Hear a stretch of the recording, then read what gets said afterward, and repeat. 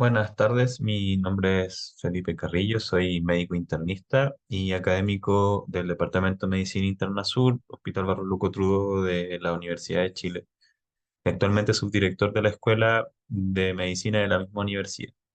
Hoy vamos a revisar una clase que lleva por nombre Enfrentamiento del paciente con síndrome hemorrágico, cuyo principal objetivo es entregarles una forma de enfrentar a estos pacientes de manera ordenada, más que hablar de patologías particulares en específico, que son cosas que uno habitualmente revisa en otras clases.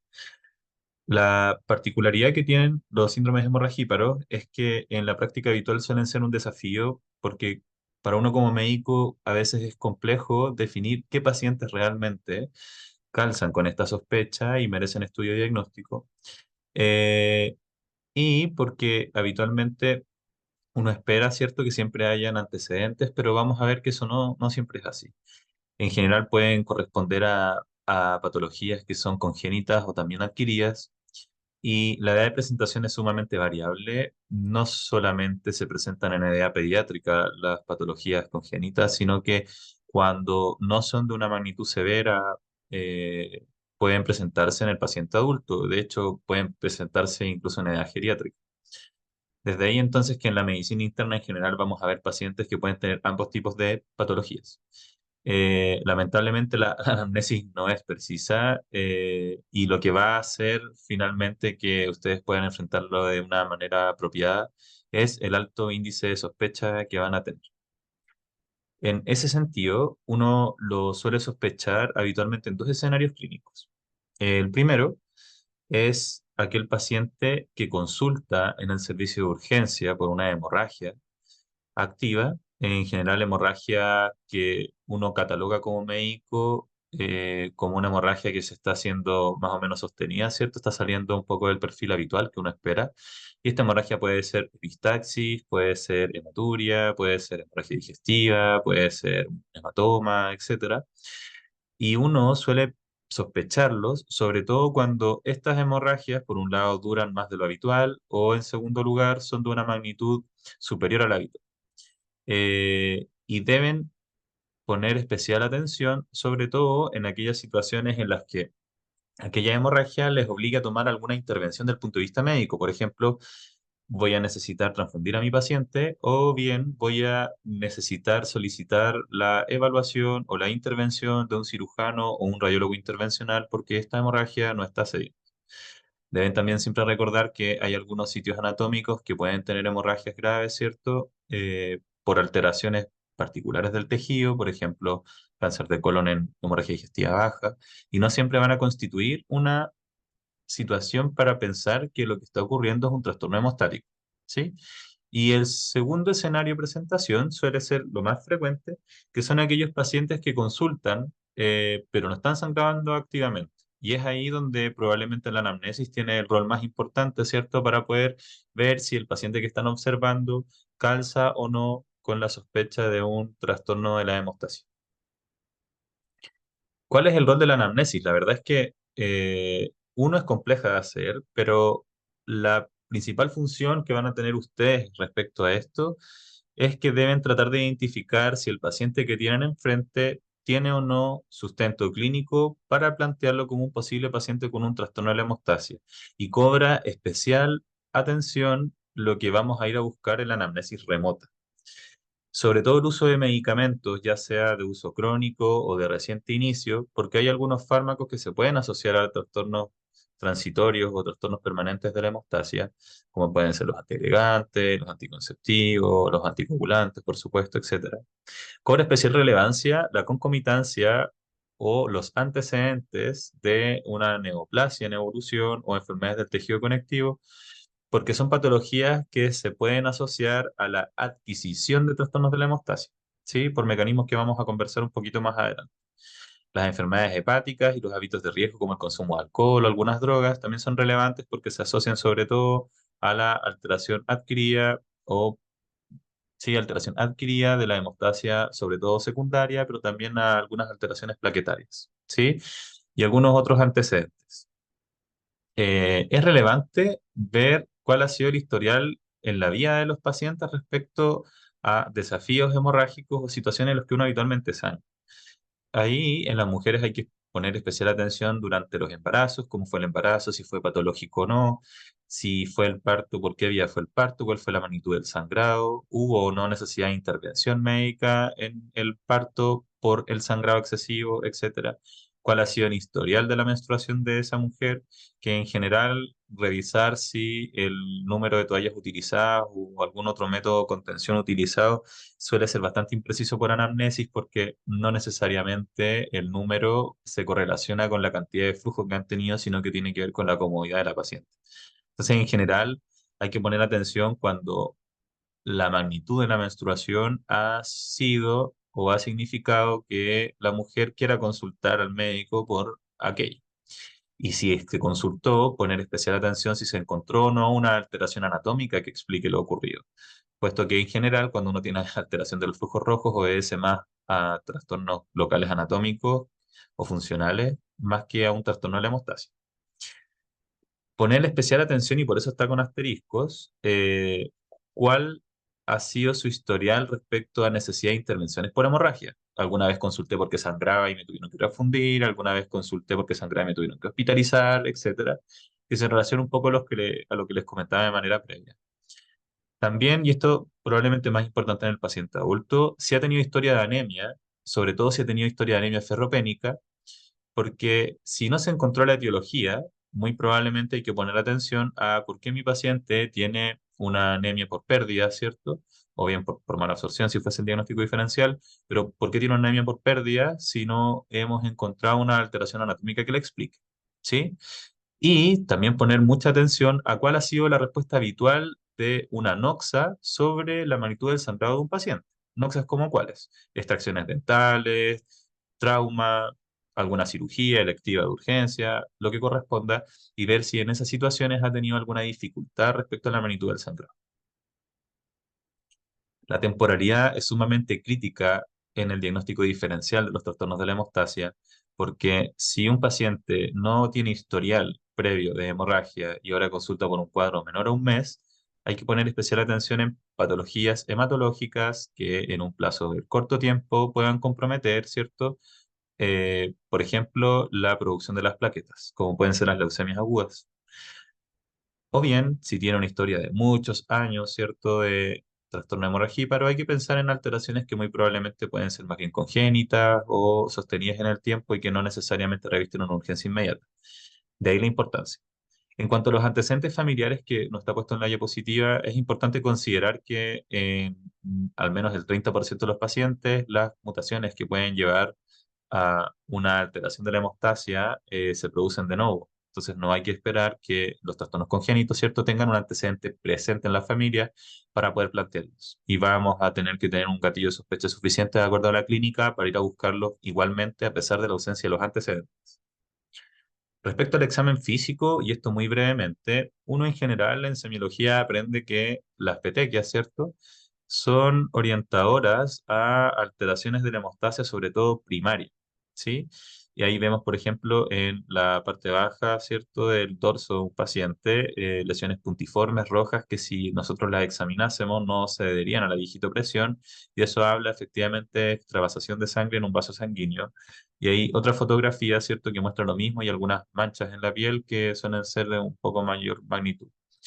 Las petequias no solamente aparecen por alteraciones de la hemostasia, pero tienen que cobrar su especial atención, sobre todo aquellas petequias que aparezcan desde distal hacia cefálico, porque en general hablan de alteraciones plaquetarias.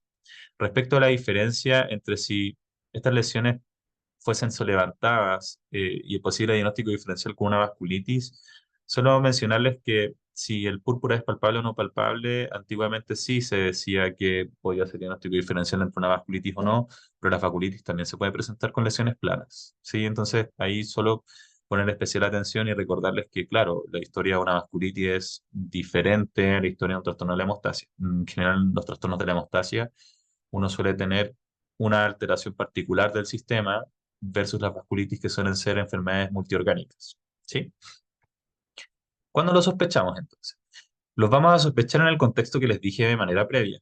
Paciente que sangra, que merece una intervención por la magnitud del sangrado, o paciente que consulta porque le pareció que sangraba de manera inapropiada, le llamó la atención, ustedes fueron a hacer la anamnesis, ¿cierto?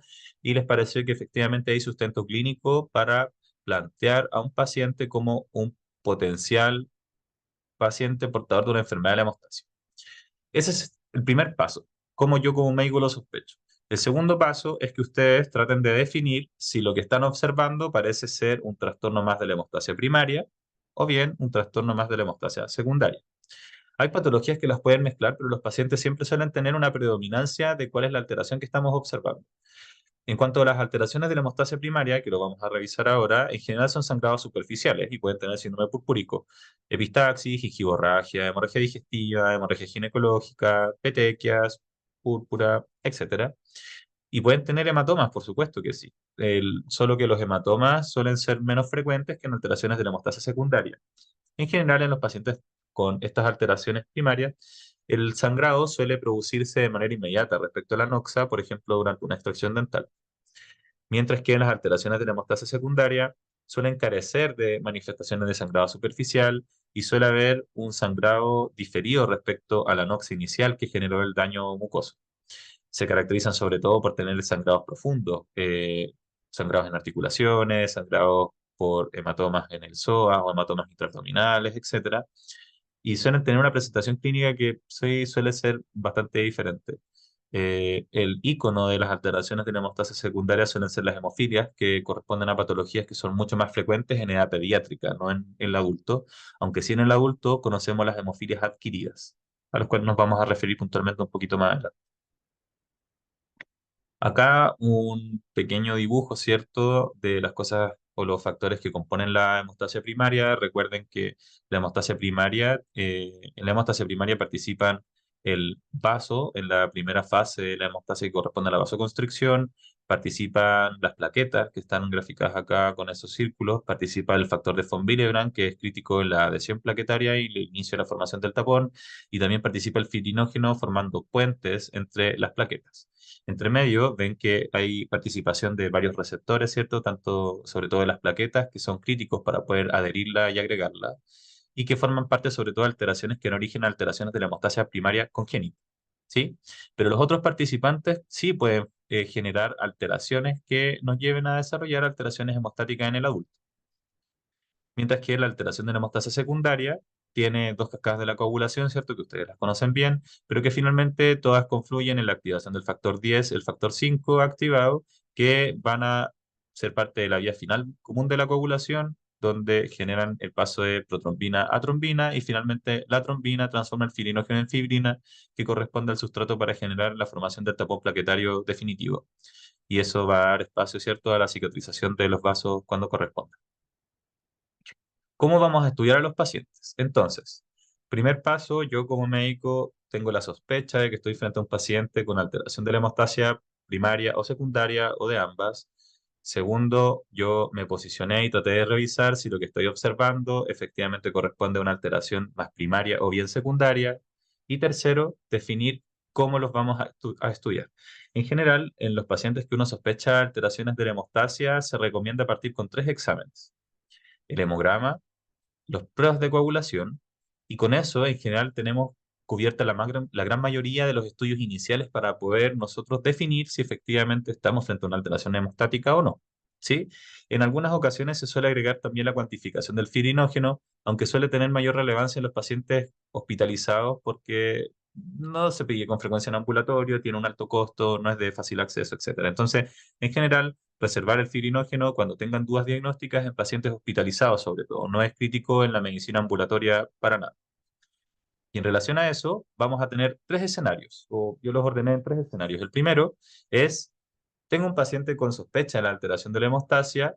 El primer examen que pedí fue un hemograma o bien las pruebas de coagulación, y de esos tres resultados lo que obtuve fue un hemograma con trombocitopenia. ¿Sí? La trombocitopenia suele ser uno de los desafíos más relevantes en la hematología en general del adulto y se transforma en un excelente tópico para hacer un diagnóstico diferencial sumamente amplio, donde hay muchas patologías que vamos a conversar muy someramente respecto a que puedan ser las causantes, ¿cierto?, de la alteración de la hemostasia que están viendo. Pero cuando ustedes encuentran un hemograma con trombocitopenia en este contexto de paciente que yo creo que tiene una alteración de la hemostasia, deben pensar tres cosas. La primera: tienen que revisar la magnitud de esa trombocitopenia porque si tienen un paciente que tiene un historial de tener argumentos suficientes para que yo como médico planteo que tiene una alteración de la hemostasia primaria y me encuentro con que ese hemograma tiene 100.000 plaquetas, lo primero es dudar si efectivamente las plaquetas son las causantes de ese problema, porque con 100.000 plaquetas un paciente no debiese sangrar de esa manera. Es más, las plaquetas dan muchos problemas cuando están bajo 20.000, sobre todo cuando están bajo 10.000, pero toda la gama entre medio del 20 y el 50.000 pudiese ser dependiendo del contexto, por ejemplo, que sangre el paciente si tuvo un trauma, pero sobre 50.000 el paciente en ningún caso debiese tener sangrado espontáneo. Entonces ahí hay que tener mucho ojo respecto a si lo que están encontrando calza con la sospecha diagnóstica para explicarla de manera suficiente. Si no, nos falta todavía encontrar algunas claves que nos permitan orientar mejor el diagnóstico. La segunda, cuando ustedes comprueban una trombocitopenia en el hemograma, tienen que asegurarse que es una trombocitopenia real y ahí recordar que hay ciertas situaciones en las que las plaquetas se agregan en los tubos de ensayo y generan pseudotrombocitopenia. Para poder comprobar que una trombocitopenia es real, deben tomar una muestra de sangre del paciente y ponerla en un tubo de ensayo con citrato y se procesa de esa manera en el laboratorio para desagregarla si es lo que corresponde. Y tercero, cuando ustedes encuentran la trombocitopenia, les parece que calza con la alteración que están viendo en su paciente, deben empezar a pensar en la causa del problema y no dejarlo ahí porque aquí el problema no está resuelto. Entonces, en general, las alteraciones que pueden llevar a trombocitopenia en el paciente se dividen en tres categorías. La primera es que se deban a una disminución de producción, es decir, hay un problema medular que está favoreciendo esta trombocitopenia periférica. La segunda es que las plaquetas del paciente se estén destruyendo de manera con una velocidad superior a la habitual en periferia, es decir, en sangre. Y tercero, que el vaso las esté secuestrando. En clínica, lo más fácil de identificar son aquellas situaciones en las que hay secuestro esplénico, porque en general se encuentran en el contexto de un paciente con cirrosis, ¿cierto? Con aumento de la hipertensión portal, que lleva a un aumento de la presión de la vena esplénica y eso aumenta la perfusión, o en realidad aumenta el tamaño del vaso y la función del vaso, pero puede ser en el contexto de una trombosis de la vena esplénica, una trombosis de la vena porta, etcétera, etcétera, etcétera, en más de una situación. Y puede o no tener esplenomegalia. Entonces ahí es relevante el examen físico e ir a ver si hay signos de cirrosis, si hay signos de hiperesplenismo, etcétera, etcétera, etcétera, si hay signos de hipertensión portal, etcétera. Respecto a la disminución de la producción, deben poner especial atención en cómo se comporta el hemograma del paciente. No es lo mismo que tenga 20.000 plaquetas de manera aislada a que tenga 20.000 plaquetas con anemia y con neutropenia, porque efectivamente ahí tenemos un elemento que nos va a hacer plantear que lo que le está pasando al paciente va más allá de las plaquetas, sino que más bien obedece a un trastorno que parece ser central. ¿Sí? Y el frotis, porque hay algunas alteraciones relevantes en estas situaciones que suelen ser muy particulares, como por ejemplo la presencia de esquistocitosis, ¿cierto?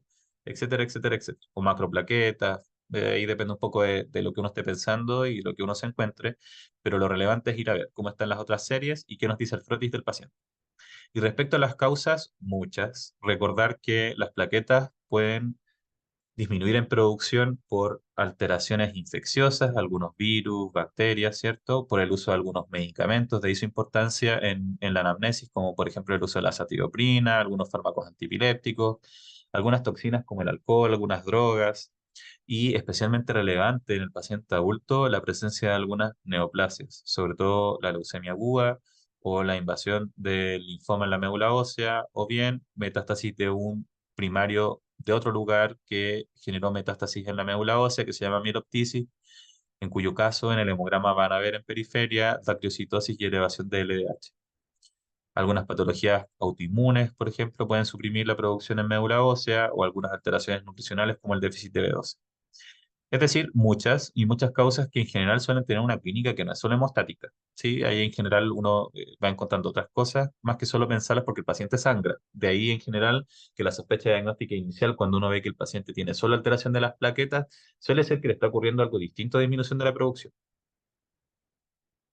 El secuestro esplénico que ya lo expliqué y el aumento de la destrucción de las plaquetas se puede producir en periferia mediante dos mecanismos. El primero es que sea autoanticuerpos contra las plaquetas y el segundo es que sean no inmunológicas y es decir que hay una destrucción mecánica de las plaquetas. En general, la autoinmunidad sobre las plaquetas puede ser secundaria a otra enfermedad o puede ser primaria. Y cuando es primaria, nosotros le vamos a poner el nombre de púrpura trombocitopénico inmune o idiopático, ¿sí? Que corresponde a una enfermedad autoinmune propia de las plaquetas y a nada más. Lo relevante de este cuadro clínico es que cuando uno piensa que las alteraciones plaquetarias son secundarias a un mecanismo de destrucción periférica inmune, el diagnóstico de que sea o no primario es de exclusión y uno siempre debe ir a estudiar la secundariedad. ¿Secundario a qué cosas? Secundario a algunas infecciones como VIH, virus de hepatitis C, B, tuberculosis o algunas otras menos frecuentes como micoplasma, citomegalovirus, etcétera. Autoinmunidad, como por ejemplo patologías como el lupus, síndrome de Sjögren, síndrome antifosfolípido, esclerosis sistémica, etcétera. Algunos medicamentos como la heparina, cobrando especial relevancia, la trombocitopenia inducida por heparina, y algunos otros fármacos de uso frecuente en clínica como la hidralazina, la furosemida, el cotrimoxazol, y también algunas neoplasias como el linfoma y tumores sólidos. ¿Sí? Es decir, la secundariedad en las alteraciones plaquetarias se pueden dar tanto en el contexto de disminución de producción como del aumento de la destrucción, siendo mucho más frecuentes las causas por aumento de la destrucción y siendo la patología primaria de exclusión en el diagnóstico. Es decir, siempre hay que estudiar estas otras causas que están acá abajo. Cuando los mecanismos son no inmunológicos, lo que ustedes deben ir a ver es si pueden estar frente a una microangiopatía trombótica que corresponden a patologías que se caracterizan por tener trombocitopenia, que es lo que estamos conversando ahora, pero también anemia hemolítica no inmunológica y anemia hemolítica microvascular, es decir, hay algo que está ocurriendo en los vasos y está haciendo que los glóbulos rojos se rompan. Por esa razón lo vamos a sospechar siempre que veamos esquistocitosis en el frotis y elevación del LDH, que es un marcador de lisis celular en periferia. Y ahí hay tres patologías que son el síndrome hemolítico urémico, el púrpura trombocitopénico trombótico y la coagulación intravascular diseminada. También la trombocitopenia gestacional tiene un mecanismo que no es inmunológico, pero excede lo que vamos a conversar. Los púrpuras trombocitopénicos no inmunes son esos tres en general para el médico general que suelen tener un contexto súper diferente los tres y los traigo acá brevemente resumidos. En general, el síndrome hemolítico urémico es sobre todo más frecuente en pediatría, también se puede ver en el adulto. Tienen como característica central que el paciente suele venir con un síndrome diarreico agudo, sobre todo disentérico, aunque pudiese no ser disentérico, y habitualmente se presenta con anemia hemolítica microvascular, con trombocitopenia, elevación del LDH, esquistocitosis, pero también con altísima frecuencia tienen falla renal concomitante. Desde ahí la sospecha. Suele desencadenarse o puede desencadenarse con el uso de antimicrobianos en la diarrea, etc. El púrpura trombocitopénico trombótico es infrecuente, corresponde a una alteración plaquetaria que se produce por la agregación plaquetaria en los vasos por el déficit o alteración de la función de una proteína que está ahí, que es la responsable de escindir al factor de von Willebrand, y esa no escisión del factor de von Willebrand hace que las plaquetas tengan mayor avidez por agregarse.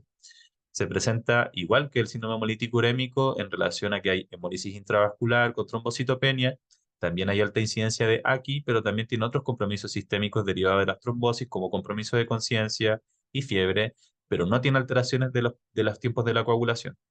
Mientras que la coagulación intravascular diseminada sí tiene lo mismo que lo anterior, pero además también compromete la hemostasia secundaria, con prolongación del tiempo de protrombina y el tiempo de tromboplastina parcial activado, y también consume el fibrinógeno. Y el contexto para plantear una coagulación intravascular diseminada suele ser cualquier escenario clínico en el cual haya una inflamación sistémica sostenida que facilite la activación del factor tisular de manera descontrolada, ¿sí? En ese sentido, vamos a sospechar la CID cuando tengamos contexto inflamatorio sistémico, puede ser infeccioso, pancreatitis, trauma, gran quemado, lo que quieran, pero lo importante es que tiene que haber inflamación. eh, y lo vamos a sospechar cuando veamos una anemia hemolítica microvascular con trombocitopenia, prolongación de los tiempos de coagulación, consumo de fibrinógeno y también aumento de los productos de degradación del fibrinógeno, que son marcadores que cuando hay fibrinolisis fisiológica no debiesen estar aumentados. Segundo escenario, ¿qué pasa si en mi estudio inicial tengo un hemograma normal, pero tengo prolongación del tiempo de tromboplastina y o del tiempo de protrombina? Hay uno lo que dice como, bueno, claro, quizás lo que estoy observando es concordante. Bueno, primero la sospecha, ¿cierto? Pero estoy comprobando ahora con el laboratorio que sí, tengo fallas en las cascadas de la coagulación. Ahí lo más relevante en la medicina del adulto es que hay que definir si lo que estamos observando es secundario a el déficit de un factor en alguna de las vías de coagulación o la vía final común, no sé, o bien hay un inhibidor que está impidiendo la buena función de algún factor de la coagulación. Para eso, nosotros vamos a utilizar en la medicina del paciente adulto un examen que se llama test de mezcla. ¿En qué consiste el test de mezcla? Nosotros tenemos una alteración de los tiempos, ¿cierto? Que la pesquisamos con el paciente y en el laboratorio vamos a mezclar el 50% de sangre del paciente con 50% de plasma normal. Ya pueden pasar dos fenómenos. Lo primero, ¿qué pasa si mi paciente, luego de añadir el plasma conocidamente normal en el laboratorio, corrige los tiempos? Si el paciente corrige los tiempos de coagulación, quiere decir que el plasma agregado le añadió el factor que le faltaba al paciente. Es decir, hay déficit de un factor de la coagulación. ¿Cuál déficit del factor? Cualquiera que forme parte de las cascadas de la coagulación de la vía comprometida en el estudio inicial. Puede ser factor 7, factor 8, cualquiera. ¿Y qué viene a continuación? Se estudia dirigidamente el factor. Eso ya corresponde a un nivel de especialidad, no es resorte de esta clase, pero si ustedes piensan que hay déficit de un factor, por ejemplo, podría ser una hemofilia o déficit particular de algún factor, etc. ¿Qué pasa si es que luego de este tiempo de espera, ¿cierto? Que son 2 horas en el laboratorio, luego de agregar el plasma del paciente sano o el plasma normal a la muestra del paciente que estaba alterada de manera inicial, no corrige el tiempo de coagulación? La lectura de eso es que el plasma del paciente que tiene la alteración tiene un algo en el plasma que impide un correcto desarrollo o activación de la hemostasis y las vías de la coagulación. Es decir, tiene presencia de un inhibidor plasmático. Y los inhibidores plasmáticos pueden ser farmacológicos, como por ejemplo la heparina, como también pueden ser secundarias a otras patologías como enfermedades autoinmunes, o bien neoplasia, otros fármacos, infecciones, etcétera. Pero lo importante es que hay un inhibidor sobre un factor de la coagulación. Y esos inhibidores pueden generar alteraciones de función o de número en el factor de coagulación, ¿sí? Cómo se estudia también corresponde al nivel secundario. Y el que hay que recordar en este punto es sobre todo el anticoagulante lúpico, ¿cierto? Que se estudia en el síndrome de antifosfolípidos y lo que produce en el laboratorio es una prolongación del tiempo de tromboplastina parcial activa. ¿Sí? Entonces, en síntesis, el test de mezcla nos va a servir para que uno tenga una aproximación inicial respecto a por qué está alterado mi tiempo de la coagulación. ¿Se debe a un inhibidor o se debe a un déficit de un factor? Tercer escenario. ¿Qué pasa si yo tengo un paciente que está sangrando o bien tiene historia suficiente para que yo plantee que tiene una alteración de la hemostasia, pero tiene un hemograma con pruebas de coagulación normales? En ese escenario, deben sospechar dos cosas, o hay dos cosas que suelen ser frecuentes en ese escenario. El primero es que tengo una enfermedad de von Willebrand, que corresponde a una alteración que también pueden ser en número o en función del factor, y que va a generar una alteración en la adhesión plaquetaria, o bien que las plaquetas tengan una alteración en su agregación, que suele ser un escenario bastante menos frecuente en clínica. Respecto a la enfermedad de von Willebrand, hay muchos tipos. La verdad es que para el pregrado no es tan importante. Sí, lo relevante es que uno puede tener déficits que son parciales, déficits totales como el tipo 3 y algunas alteraciones que son de la función, o no de la función, sino que de la estructura del factor de von Willebrand, que son los tipo 2. En general, uno sí tiene que reconocer que existen tres tipos de factor de von Willebrand y cuando ustedes lo sospechen, la verdad es que corresponde derivarlo y lo que vamos a hacer en el nivel secundario es cuantificarlo y estudiar a qué tipo particular corresponde esta alteración. Cuando uno tiene un déficit cuantitativo moderado a severo del factor de von Willebrand, se produce otra alteración en la hemostasia, que para fines pedagógicos no lo graficamos acá, pero en estado fisiológico, el factor de von Willebrand va unido en el plasma al factor 8 de la coagulación, y cuando disminuye el número del factor de von Willebrand, va a disminuir la vida media del factor 8. Por lo tanto, cuando uno tiene una enfermedad de von Willebrand moderada a severa, el tiempo de tromboplastina parcial activado también se va a prolongar. ¿Sí? Pero ahí recuerden, lo que predomina en estas alteraciones es la sospecha clínica del médico en un inicio y no lo que se fueron encontrando con sorpresa después. ¿Sí? Entonces, en general van a tener contexto para poder plantearlo.